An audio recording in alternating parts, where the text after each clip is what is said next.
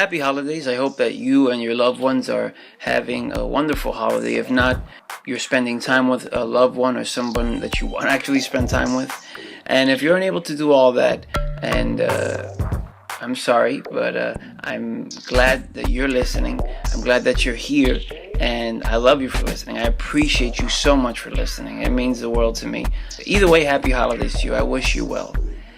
In this episode, I'm going to be doing something that I wish I could do more often, but I'm not going to fall into the trap of like, I wish. I'm just going to get things done. This is something where, I love listening to podcasts, and I always get these little bits here and there where I just want to talk about it and kind of go into it deeper. These are just 3 little itty bitty clips from different podcasts that I listen to. This point was made, and it just really made me stop and really start to think, and I wanted to go ahead and share these with you. These are 3 terrific podcasts, which I really recommend, especially if you're into self-improvement. This first clip is a real quick one. It's from the MWF podcast, and it's with Rob Dial, and he talks about how we should do some form of personal growth on a daily basis.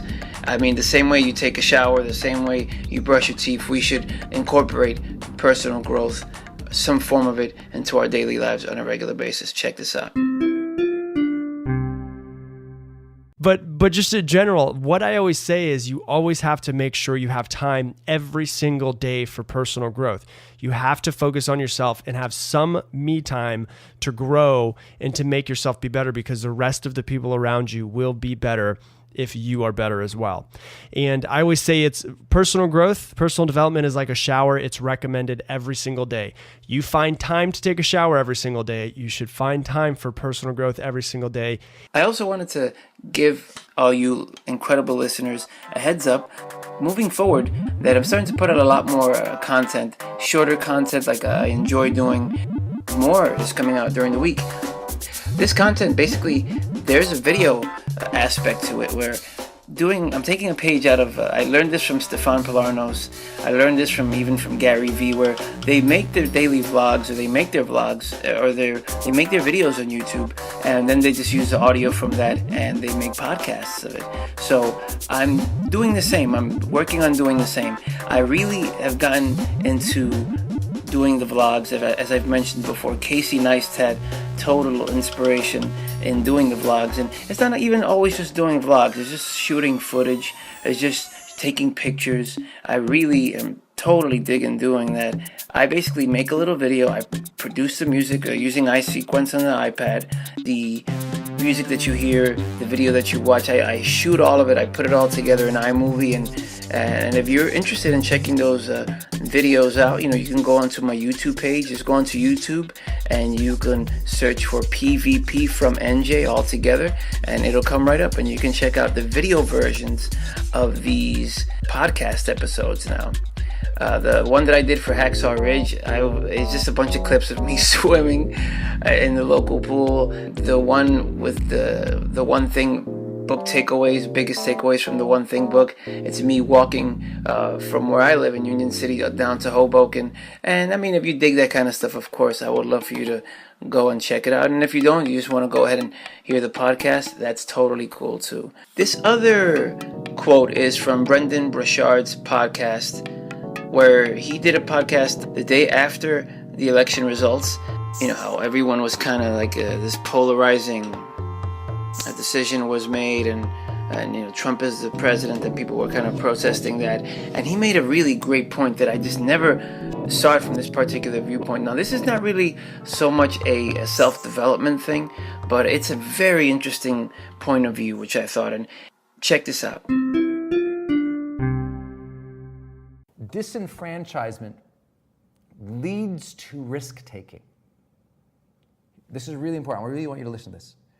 When people are angry, when people are frustrated, when people feel like no one is listening to them and that everything else has been tried, they make and take risks.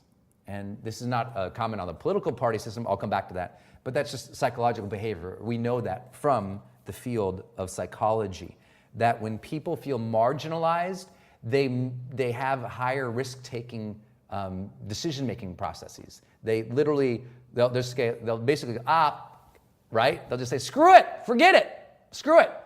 You know what? Screw it. Try that. Nothing else is working. And that's why it's so important to always recognize the people around you who are disenfranchised. They make the worst decisions.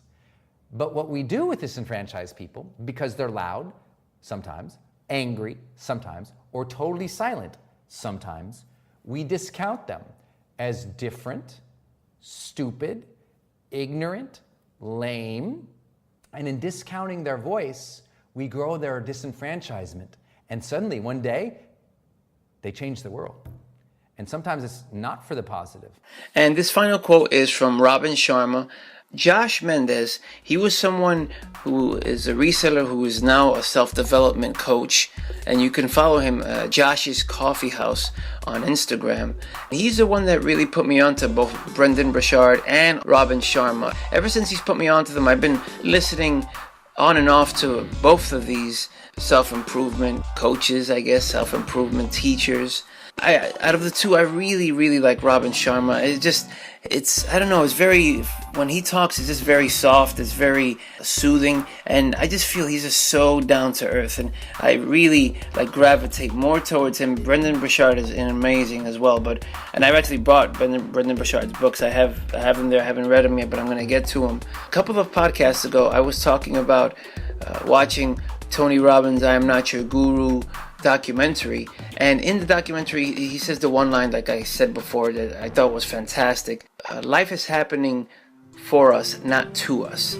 And this next quote from Robin Sharma on his podcast, hand in hand with that, he talks about when something kind of goes sour. In this one little clip, ask yourself, what's the opportunity here? And one final thing is, I think I'm going to stop referring to all the times that I said something. I'll just repeat myself and not say all the times that, like I've said before. Let's just scratch out the like I've said before. Check this out. Which brings me to the second P of turning a bad day into a great day, and it's pivot.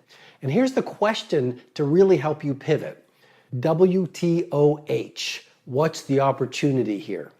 So you're having a bad day, maybe you had a fight with someone, maybe you lost the big sale, maybe someone cut you off in traffic and then you didn't get your favorite lunch and then you missed getting into SoulCycle class and then you had a difficulty on the way home. So let's say that's happening. You simply run the WTOH question, which will allow you to pivot. WTOH, what's the opportunity here? See, there's great power in a question. And it allows your brain to hunt for something good. And so how do you pivot? You ask yourself, what's the opportunity here? You have a fight with someone, let's say one of your family members. You say, what's the opportunity here? Well, your brain then starts to look for the opportunity, which is, I can learn how to communicate better. Or this is an opportunity for me to show forgiveness and grow in my personal bravery. This is an opportunity for me to understand my family member better. It's a great and powerful question. I've said before, I did it again. I don't know how people can be bored. I mean, there's so much content to put out. A huge game-changing point that, once again, the awesome Gary Vee, I saw that video, and he said, document, don't create. Don't always have to spend all this time creating. I absolutely love creating. But if I was always creating, I would hardly put stuff out because, I just got to make sure it's perfect, got to make sure it's this, got to make sure it's that. But put the content out, warts and all. But also, you don't always have to create. You can document. And I love documenting, or in a way, like taking photos or just documenting life or how things are put together, or just interesting information or movie reviews. Documenting. You don't always have to create. Those two things going hand in hand, documenting and creating. There is so much content out there. And the only thing, I guess, that holds anyone back is how interested are you in whatever it is that you're interested in. And it could be anything that you're interested in. I have a curiosity and an amazement. The older I get, I'm just, as I always say, and I say it to a point that it gets sickening almost, I'm just super grateful to be alive life is amazing. Nature is amazing. People are amazing, and they could be so polarizing, and they could be so harmful, and they can be so loving, and they can be and put you in such a fantastic mood. Life is just amazing. The more and more time passes, I'm just becoming a fan of life. Like I said, I've said one time that I'm a life enthusiast, and I think that that's the best way to kind of encapsulate everything. I love life. I love life happening, and I love to document it. I love to document my interests in that. So it's a selfish thing, but if you're listening, or if you're a frequent listener of this podcast, like I said, I'm so glad that you're here, and I'm so glad that we've maybe even found the common ground where you enjoy some of these things that I'm talking about. So thank you so much. I always would love to hear from you. Talk to you soon.